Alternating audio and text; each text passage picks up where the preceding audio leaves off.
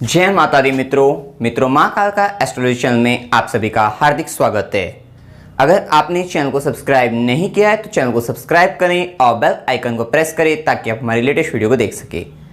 आज हम चर्चा करने वाले हैं विष्णोत्तरी महादशा से हम विवाह का समय किस प्रकार से निकाल सकते हैं।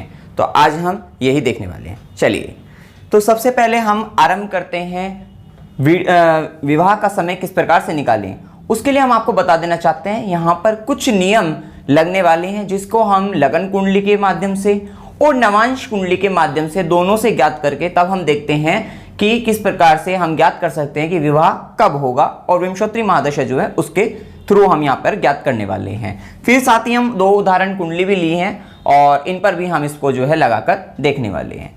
तो देखिए, सबसे पहले अगर हम बात करते हैं विवाह की, अगर हम बात करते हैं तो विवाह के जो कारक ग्रह होते हैं, अगर हम बात करें शुक्र की बात करें, गुरु की बात करें, जैसे कि आप जानते हैं कि पुरुषों के लिए जो शुक्र होता है वो पत्नी का कारक होता है, और स्त्री के लिए अगर हम बात करें तो जो गुरु होता है वो पति का कारक होता है।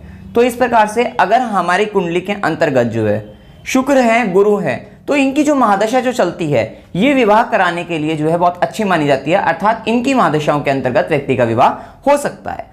अब यहाँ पर एक बात का विचार आपको हमेशा करना होगा, क्योंकि आप लोग भी अब इन नियमों को अपनी कुंडली पर लगाकर देखेंगे तो हो सकता है कि एक व्यक्ति के जीवन काल के अंतर्गत हो सकता है इनमें से कोई महादशा, जो भी हम नियम बताएं, जैसे कि अगर हम बात करते हैं, क्योंकि सप्तमेश की अगर हम बात करते हैं, उसकी महादशा की बात करते हैं, लग्नेश की महादशा की बात करते हैं, तो हो सकता है कोई ऐसी महादशा आपके जीवन काल में ना आ रही हो, या फिर आ भी रही हो तो हो सकता है कि उम्र से पहले आ रही हो अथवा उम्र के बाद आ रही हो। उम्र मतलब विवाह की उम्र की जो अगर हम बात करें तो उससे पहले हो सकता है आपके बाल्यकाल में जो है शुक्र की महादशा आ रही हो, या फिर आपके वृद्धावस्था में आ रही हो महादशा, गुरु की महादशा की बात करें तो ये जो चीजें हैं इनको भी आपको विचार करना होगा। लेकिन ये भी बात नहीं रहेगी कि अगर आप ये सोच रहे हैं कि ये महादशा आपके जीवन काल में, अगर मान लीजिए शुक्र की महादशा नहीं आई आपके जीवन काल में तो आपका विवाह नहीं होगा, या सप्तमेश की महादशा आपके जीवन काल में नहीं आई तो आपका विवाह नहीं होगा। तो ऐसा नहीं है, बहुत सारे ऐसे नियम हैं, बहुत सारी ऐसी महादशा होगी जिसमें आपका जो विवाह हो सकता है। अब वही नियम हम यहाँ पर सीखने वाले हैं। देखिए, ये बात सत्य है कि सबसे पहला नियम हम यही बताएंगे कि शुक्र की महादशा अगर आपके जीवन काल में मिल जाती है सही समय पर, जो है विवाह वाली उम्र के समय पर, तो आपका उसमें जो है विवाह होने के पूर्ण रूप से योग बनते हैं। शुक्र की महादशा हो गई, अंतरदशा की बात करें, प्रथम दशा, सूक्ष्म दशा, उसमें विवाह होने की संभावना प्रबल रहती है शुक्र और गुरु की अगर हम बात करें। फिर दूसरे नंबर पर हम यहाँ पर बताते हैं आपको कि अगर सप्तम भाव के सप्तमेश हमने जैसे बोला है, क्योंकि विवाह का भाव कौन सा है, अगर आप बात करते हैं ये कुंडली होती है, इस कुंडली के अंतर्गत ये जो भाव होता है, ये भाव कौन सा होता है, सातवां भाव होता है। इस सातवें भाव से हम क्या करते हैं, विवाह का विचार करते हैं, और जो सप्तम भाव के जो स्वामी होंगे ये बताते हैं किस प्रकार से विवाह रहेगा, चलेगा और होगा। वो सब चीजें सप्तमेश अर्थात इस भाव को हैंडल करने वाले जो है, जो इसको लीड करते हैं, जो इसके स्वामी हैं, वो सप्तमेश बोलते हैं उनको, सप्तम भाव के स्वामी। तो यहां पर जो नंबर लिखा होगा, मान लीजिए यहां पर जो है अगर आप काल पुरुष की कुंडली बनाते हैं तो 7 नंबर लिखा होगा जो कि शुक्र होते हैं, तो शुक्र की महादशा यहां से ये आएगा। लेकिन छोड़िए, अगर आप हो सकता है आपके मेष लगन की कुंडली ना हो, मान लीजिए यहां पर जो है 2 नंबर, या यहां पे मान लीजिए सपोज कर लीजिए यहां पे 8 नंबर लिखा हो, मान लीजिए आप यहां पर कि यहां पर आपकी कुंडली के अंतर्गत या फिर आपकी कुंडली के अंदर 8 हो, 9 हो, 10 हो, कोई भी नंबर हो, तो यहां पर जो नंबर लिखा होता है इसकी महादशा के अंतर्गत आपको कैसे चेक करना है, ये यहां पर लिखा हुआ है 8 नंबर। आप यहां पर देखिए, क्योंकि राशि हमने लिख दी आपकी सहूलियत के लिए, हो सकता है जो दर्शक नए हैं उनको ना जानते हो तो वो भी यहां से अपना विवाह का समय देख सकते हैं। तो यहां पे 8 नंबर लिखा है, 8 नंबर यहां पर लिखा हुआ है, देखिए। तो 8वें नंबर के मतलब होता है वृश्चिक राशि होती है। इस वृश्चिक राशि के स्वामी यहां पे लिखा हुआ है मंगल।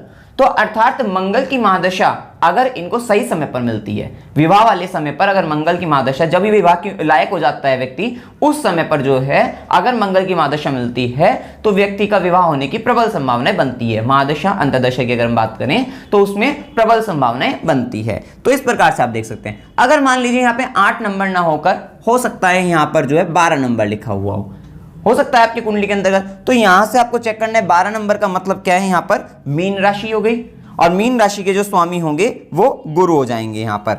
तो यहां पर क्या होगा, तो हो सकता है अब यहां पर अगर आपका 12 नंबर मीन राशि लिखी हुई हो, इसके स्वामी गुरु, अर्थात गुरु की महादशा के अंतर्गत जो है आपका विवाह होने की संभावना रहेगी अगर समय पर आपको मिलती है। या फिर यहां पर अगर हो सकता है यहां पर 6 नंबर लिखा हुआ हो, तो 6 नंबर का मतलब कन्या राशि, कन्या राशि के स्वामी बुध बनते हैं, तो बुध की महादशा के अंतर्गत जो है प्रबल संभावनाएं रहेगी विवाह के होने की।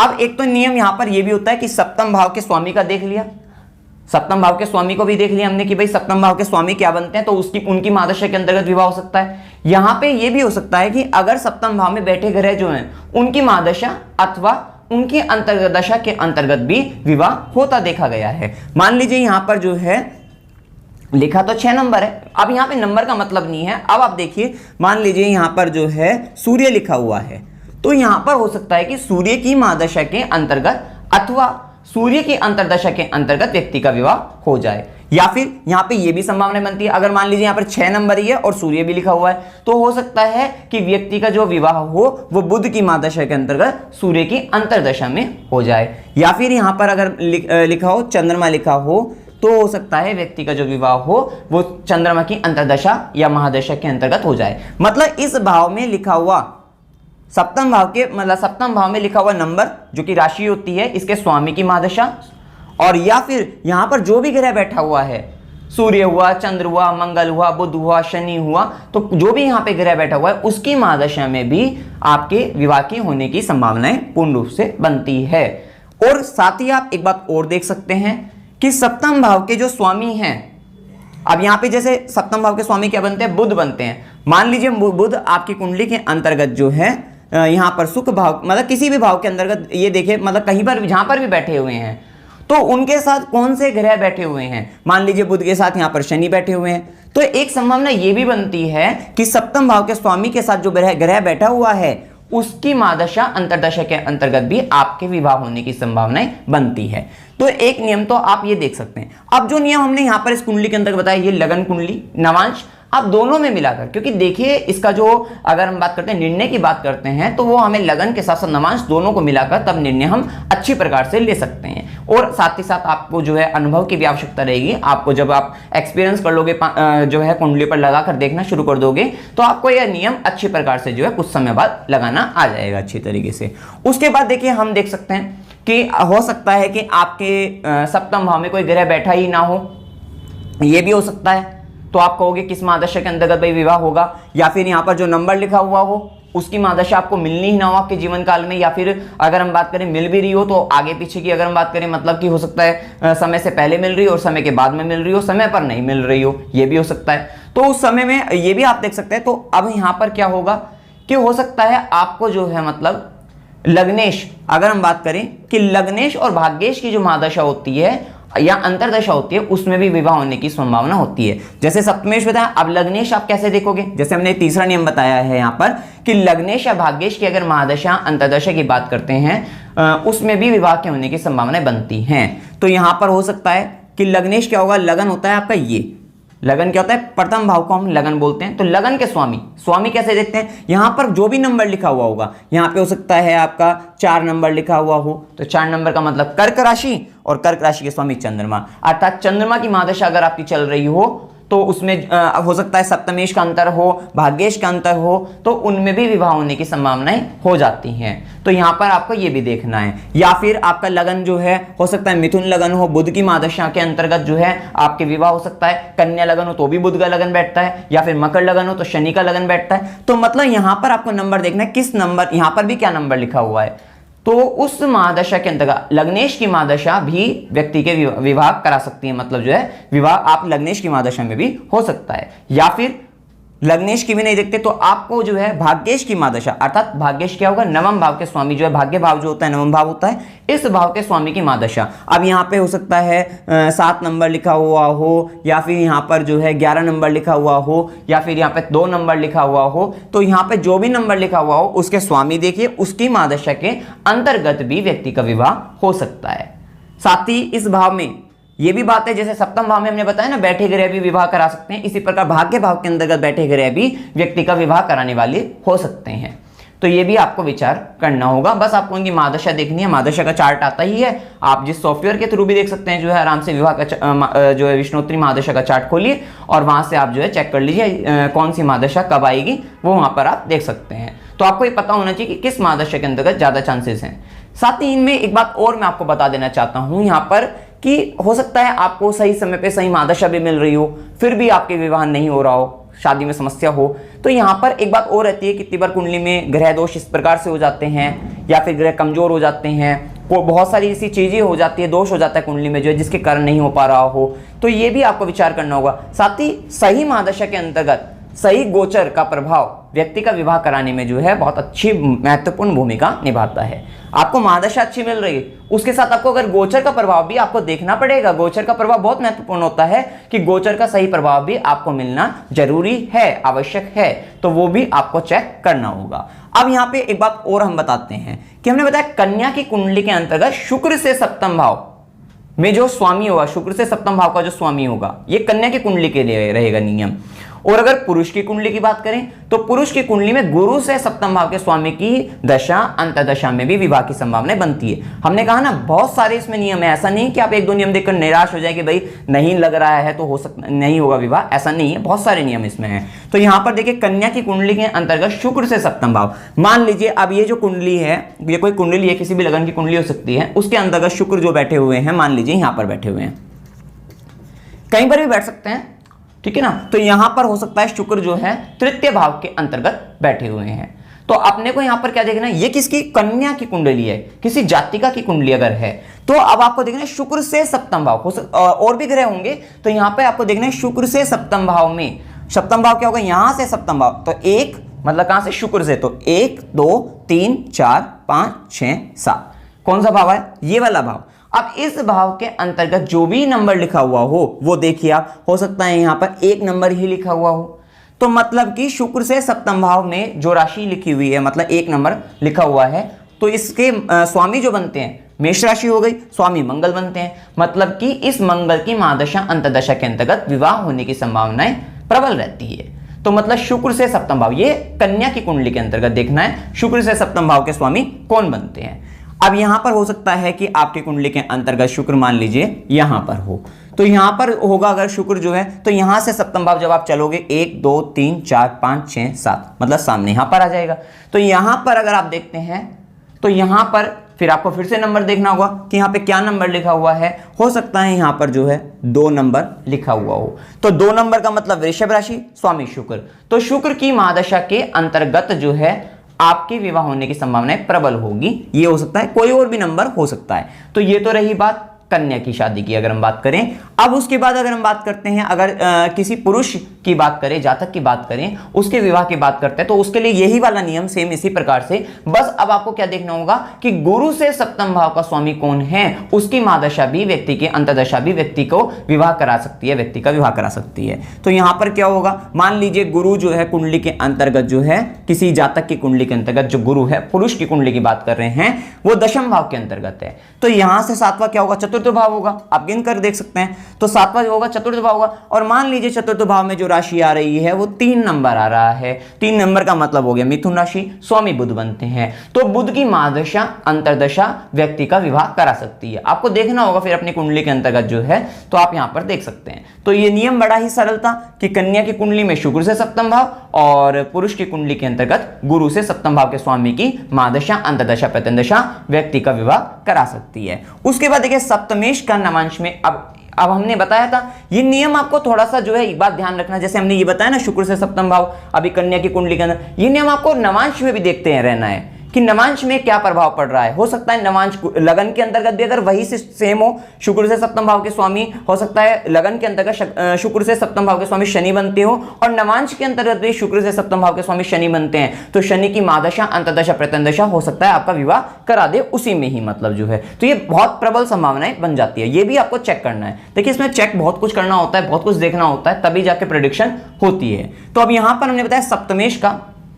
अब इसमें इस नियम को ज्यादा तो अच्छी तरीके से आप उदाहरण की सहायता से ही समझ सकते हैं। इसमें यह है कि देखिए सप्तम भाव, क्योंकि आप जानते हैं सप्तम भाव विवाह का भाव है, सप्तम भाव के स्वामी की अगर हम बात करें तो हम दोनों कुंडली को, लगन कुंडली और नवांश कुंडली का आपस में इस तरीके से रिलेशन चेक करते हैं कि आपको देखना क्या है। सप्तम भाव में मान लीजिए यहाँ पर जो है 2 नंबर लिखा हुआ है, या फिर ये देख लीजिए आप यहाँ पर जो है 9 नंबर लिखा हुआ है, कोई भी हो सकता है, 8 नंबर 9 नंबर। तो 9 नंबर का मतलब क्या हुआ, गुरु हो गया।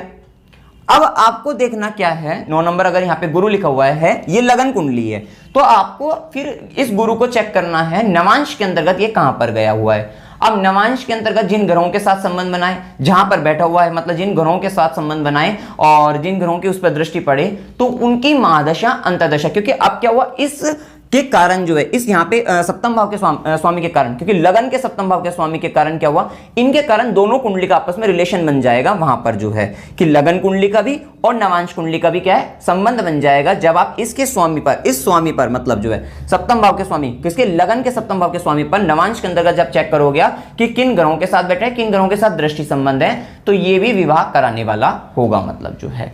तो मतलब इस नियम को भी आप लगा सकते हैं। अब हो सकता है कि आपकी कुंडली के अंतर्गत राहु केतु की महादशा है, आप कहोगे कि भाई ये सप्तमेश नहीं है, ये भाग्येश नहीं है, ये लग्नेश नहीं है, शुक्र नहीं है, गुरु नहीं है, तो अब ये तो राहु केतु है। क्या राहु केतु शादी कराएंगे अथवा नहीं कराएंगे? तो राहु केतु भी शादी कराते हैं। आप अंतर्दशा अंतर्दशा को भी चेक करिए, उसमें जो है कौन सी अंतर्दशा प्रत्यंतदशा चल रही है, क्योंकि हो सकता है आपके विवाह की उम्र के समय पर राहु की महादशा, और राहु की महादशा तो अपने आप में 18 साल की होती है, तो ये भी संभव है और होती भी है। आपको उदाहरण भी हम जो है देंगे, हो सकता है इस पार्ट 1 में ना देकर वीडियो के पार्ट 2 में हम उसका भी उदाहरण आपको दें कि राहु और केतु की महादशा के अंतर्गत भी विवाह होते हैं और किस प्रकार से होते हैं, उसको अच्छे तरीके से उदाहरण की सहायता से आपको वहां पर भी समझाया जाएगा। तो कुल मिलाकर कुछ ये नियम थे। अब इन नियमों को हम जो है, ये 2 उदाहरण कुंडली है, इस पर एक बार देख लेते हैं उदाहरण कुंडली में कि किस प्रकार से ये नियम लग रहे हैं, थोड़ा सा इसमें देख लेते हैं यहाँ पर जो है। तो पहले उदाहरण कुंडली की अगर हम बात करते हैं, ये कन्या लगन की कुंडली है। अब इसके अंतर्गत जो है देखिए, इनका विवाह की अगर हम बात करें तो इनका जो विवाह हुआ 29 जून 2020 को हुआ है। 29 जून 2020 को हुआ है। बुध की महादशा के अंतर्गत, चंद्रमा की अंतर्दशा के अंतर्गत, बुध की प्रत्यंत दशा के अंतर्गत गुरु की सूक्ष्म दशा थी, तब इनका विवाह संपन्न हुआ। तो अब यहां पर क्या चेक करना है, पहले बुध को देखिए, बुध इनकी कुंडली के अंतर्गत क्या है। देखिए बुध कुंडली के अंतर्गत क्या है, लग्नेश है। आपको पहले ही बताया था यहां पर कि लग्नेश की महादशा भी, अब देखिए बुध की भी 17 साल की होती है, तो ये महादशा होती हैं, बड़ी बड़ी होती हैं, तो ऐसा नहीं है कि एक महादशा है तो उसमें आपको बहुत कुछ देखना होगा। तो लग्नेश की महादशा भी विवाह करा देती है। अब क्या हुआ, बुध की महादशा में फिर हमने यहां पर देखा बुध क्या है, लग्नेश है। अब जो चंद्रमा की बात करें कि चंद्रमा का अंतर था, चंद्रमा आप एक तो ये भी देख रहे हैं कि लगन कुंडली के अंतर्गत चंद्रमा क्या है, सप्तम भाव में बैठे हैं, क्योंकि जो ग्रह बैठे हुए होते हैं वो बहुत प्रभावशाली होते हैं। वो अपनी मतलब एक तरीके से अंतर्दशा जो होती है उनकी बहुत प्रभावशाली होती है। मतलब जैसे यहाँ पर ग्रह बैठा हुआ है तो ये अंतर्दशा में, मतलब कि हो सकता है जैसे बुध की महादशा में चंद्रमा का अंतर जब था, तो ये जो है विवाह कराने के लिए बहुत प्रभावशाली रहते हैं। तो यहाँ पे चंद्रमा की अंतर्दशा में हुआ है। चंद्रमा एक आप और देख सकते हैं यहाँ पर जो है, इस कुंडली के अंतर्गत जो है, अगर आप नवांश कुंडली को देखते हैं तो नवांश में जो है ये शुक्र से सप्तम भी होकर बैठे हुए हैं। शुक्र से सप्तम मतलब क्या है, शुक्र से सप्तम भाव के स्वामी। हमने बताया था ना यहाँ पे कन्या, क्योंकि ये कुंडली किसकी है, कन्या की कुंडली है, तो यहां पर बताया था कन्या की कुंडली में शुक्र से सप्तम भाव का स्वामी, सप्तमेश वही होता है सप्तम भाव का स्वामी। और यहां पर भी आप देख लीजिए, इस कुंडली के अंतर्गत जो कन्या लगन की नवांश में भी देखते हैं, लगन में भी देखते हैं, शुक्र यहां पर बैठे हुए हैं। यहां से सप्तम भाव सामने क्या राशि लिखी हुई है, 4 नंबर लिखा हुआ है। 4 नंबर का मतलब कर्क राशि, स्वामी चंद्रमा बनते हैं। तो यहां पर ये जो चंद्रमा का जो प्रभाव है, ये हमने 3 तरीके से देख लिया है कि शुक्र से सप्तम भाव का स्वामी लगन कुंडली के अंतर्गत भी, शुक्र से सप्तम भाव का स्वामी जो है नवांश कुंडली के अंतर्गत भी, और साथ ही ये जो चंद्रमा है लगन कुंडली के अंतर्गत सप्तम भाव में भी बैठे हुए हैं। तो ये कितना प्रभावशाली था ये। तो इसलिए क्या हुआ, बुध की महादशा में, चंद्रमा की अंतर्दशा में, बुध आपको पता ही है लग्नेश है, बुध की प्रत्यंतदशा में, और गुरु की सूक्ष्म दशा।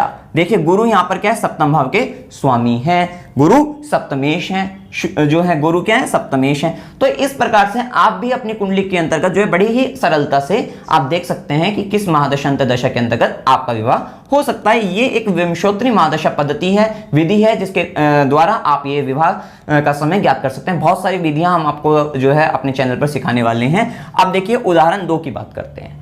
तो उदाहरण 2 में भी आप देखिए बड़े ही सरल तरीके से समझने वाले हैं। विवाह जो हुआ है इनका, ये जो है पुरुष की कुंडली है, ये पुरुष की कुंडली है और विवाह जो हुआ 25 नवंबर 2013 को हुआ है, 25 नवंबर 2013। अब देखिए महादशा इसमें क्या है, गुरु की महादशा में, शनि की अंतर्दशा में, चंद्रमा की प्रतन दशा के अंतर्गत सूर्य की सूक्ष्म दशा थी। यहां पे देखिए क्या हुआ, गुरु की बात करें, जैसा हमने पहले ही बता दिया कि गुरु और शुक्र की महादशा आपको मिल रही है तो उसमें तो विवाह होने की पूर्ण रूप से संभावना रहती है क्योंकि कारक है। तो ये गुरु तो हमने बताया यहां पर क्या है, गुरु कारक ग्रह हो गए तो उसकी महादशा में हुआ है। फिर देखिए शनि की बात करते हैं। अब आप यहां पर देखते हैं, अगर इस कुंडली की कुंभ लगन की कुंडली है, सप्तम भाव के स्वामी क्या बनते हैं, सूर्य बनते हैं। 5 नंबर लिखा हुआ है ना, 5 नंबर का मतलब सिंह राशि, और सिंह राशि के स्वामी सूर्य बनते हैं। अब ये जो सूर्य है सप्तम भाव के जो स्वामी है, ये नवांश कुंडली के अंतर्गत जो है, देखिए नवांश कुंडली में कितना संबंध है इनका, जो है नवांश कुंडली के अंतर्गत सूर्य का संबंध शनि से बना हुआ है। जैसा हमने बताया था, यहां पर एक नियम बताया था कि सप्तमेश का नवांश में जो ग्रह है, सप्तमेश का लगन कुंडली के सप्तमेश का नवांश में अगर ग्रहों के जो साथ जो संबंध है उनकी महादशा अंतर्दशा में भी विवाह संपन्न होता है। तो यहाँ पे गुरु की महादशा में मतलब जो सूर्य का जो संबंध बना वो शनि के साथ बन गया है, नवांश के अंतर्गत बन गया है। अच्छा जी, फिर उसके बाद साथ ही गुरु की दृष्टि भी इन पर पड़ रही है, गुरु की दृष्टि भी पड़ गई। तो गुरु की महादशा में शनि सप्तमेश शुक्र सूर्य के साथ है नवांश के अंतर्गत जो है, और शनि की अंतर्दशा में चंद्रमा का प्रतन दशा की अगर हम बात करें, चंद्रमा की प्रतन दशा। अब जो चंद्रमा की अगर हम बात करते हैं, चंद्रमा लगन और नवांश की अगर हम बात करें, देखिए यहां पर अगर आप देखते हैं तो उसके सप्तमेश हैं। नवांश की अगर हम बात करते हैं तो नवांश में क्या है, ये सप्तमेश है, और यहां पर भी क्या है, गुरु से, क्योंकि हमने क्या बताया था, गुरु से क्या होगा, सप्तम भाव के स्वामी, गुरु से मतलब यहाँ पे गुरु से अगर आप यहाँ पे देखते हैं, गुरु से सप्तम भाव में जो है मतलब स्वामी या सप्तम भाव में बैठे ग्रह चंद्रमा ही हैं। तो यहाँ पर लगन और साथ ही जो सूर्य की अगर हम बात करें, सूर्य और चंद्रमा यहाँ पर भी आपस में इनका क्या है, दृष्टि संबंध भी है, और यहाँ पे नवांश के सप्तम भाव के स्वामी है, ठीक है। और सूर्य और चंद्र मतलब ये हुआ क्या है यहाँ पे, क्योंकि सूर्य क्या हुए, सूर्य तो लगन कुंडली के सप्तम भाव के स्वामी हैं, और जो चंद्रमा है वो नवांश कुंडली के सप्तम भाव के स्वामी है। बड़े ही सरल तरीके से यहाँ पे बताया जा रहा है, मतलब कि सूर्य और चंद्रमा जो है वो दोनों एक दूसरे के मतलब लगन कुंडली के सप्तम भाव के स्वामी हैं, और नवांश में भी सप्तम भाव के स्वामी हैं, और आपस में क्या है, दृष्टि संबंध सूर्य और चंद्र। और देखिए यहाँ पर भी सूर्य और चंद्रमा जो है आपस में दृष्टि संबंध में। साथ ही गुरु की अगर हम बात करें तो गुरु से सप्तम भाव के स्वामी तो नहीं है चंद्रमा, लेकिन सप्तम भाव में बैठे हुए हैं। तो ये इस प्रकार से आप देख सकते हैं कि गुरु की महादशा में, शनि की अंतर्दशा में, चंद्रमा की प्रतन दशा में, सूर्य की सूक्ष्म दशा में इनका विवाह हुआ, क्योंकि सप्तम भाव के जो स्वामी होते हैं वो बहुत महत्वपूर्ण होते हैं। जैसे हमने पहले बताया, सप्तम भाव के स्वामी यहाँ पे सूर्य बनते हैं और यहाँ पे चंद्रमा बनते हैं, और देखिए आपस में भी क्या है, दृष्टि संबंध है, आमने सामने दोनों कुंडली लगन में भी और नवांश में भी सूर्य और चंद्रमा। और गुरु की महादशा ही चल रही थी, और गुरु की महादशा थी, और जो सप्तम भाव के स्वामी का जो संबंध बना नवांश कुंडली के अंतर्गत शनि के साथ बना, जिस पर गुरु की भी दृष्टि थी। तो बड़े ही सरल तरीके से आप जो है विवाह का समय विंशोत्तरी पद्धति से जो है, विधि से जो है आप आसानी से निकाल सकते हैं। इसका हम पार्ट 2 भी बनाएंगे, क्योंकि अभी हमने 2 ही उदाहरण दिए हैं। यहाँ पर हम चाहते हैं 2-3 उदाहरण और देंगे, जिससे आप और आसानी से बड़ी ही सरलता से विवाह का समय ज्ञात कर सकते हैं। क्योंकि ये इस तरीके के जो विषय हैं ये हमारे समाज में बहुत ज्यादा मतलब, क्योंकि इनकी सभी को आवश्यकता है। हर व्यक्ति का विवाह होगा, हर व्यक्ति उसका विवाह का समय भी जानना चाहेगा, बड़े ही चिंता में भी रहते हैं कि जिनका विवाह देरी हो रही होती है, तो वो सब चीजें भी रहती हैं। तो इसलिए हम इसके ऊपर जो है मतलब पार्ट 2 अवश्य बनाएंगे। अब जो कंटेंट जो आपको बताया गया है वीडियो के अंतर्गत, जो है जो नियम आपको बताए गए हैं, आप अपनी कुंडली में लगाइए, आप उसको चेक करिए, और कमेंट सेक्शन में देखिए सब चीजों को आपको डिस्कस करना चाहिए। कमेंट सेक्शन में आप अवश्य बताइए कौन सा पार्ट आपको अच्छा लगा है, और वहां पर जो है आप नियम भी लगाइए और बताइए आपका विवाह भी किस प्रकार से इस विधि से जो है आप निकाल कर देखिए कि कब हो जाएगा जो है। तो वीडियो अगर आपको अच्छा लगा, वीडियो को लाइक कीजिए, शेयर कीजिए और चैनल को सब्सक्राइब कीजिए। जय माता दी।